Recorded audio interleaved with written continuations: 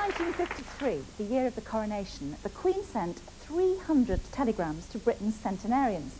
Well, she'd better watch the writer's cramp, because this year she'll send around 4,500. As a nation, we are living longer and way past our 70. But the place to be, if you want to hit treble figures, is one small Worcestershire town where you're still considered to be a whippersnapper if you're in your 70s. The town is Pershore, where quite a few of those royal telegrams are ending up.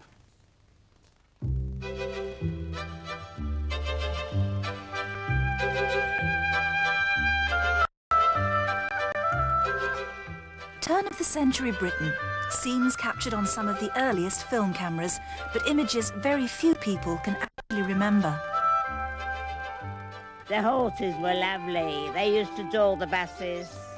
Holiday time, my father used to hire a trap sort of thing, and we used to go out for the day, and it used to call it a wagonette.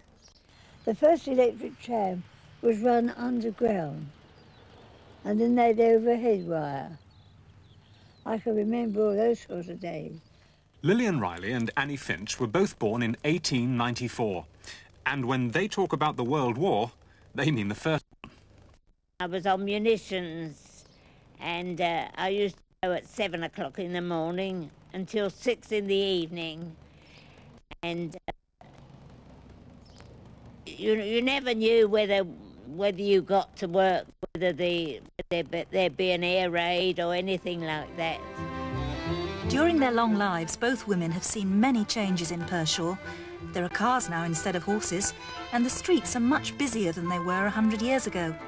But there's still something special about this town that boasts 4 centenarians and many more people in their 80s and 90s.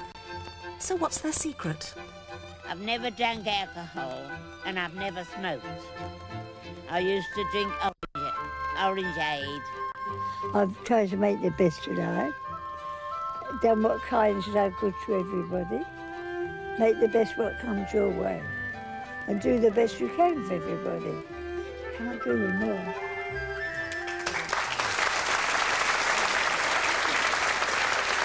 Well, after hearing Annie and Lillian's advice there, we thought that you'd like a more complete guide to living longer. Who doesn't? So we asked 100 Pershore people in their 80s and 90s for their secrets so that we could come up with the elixir of life. And here it is, the Pershore plan.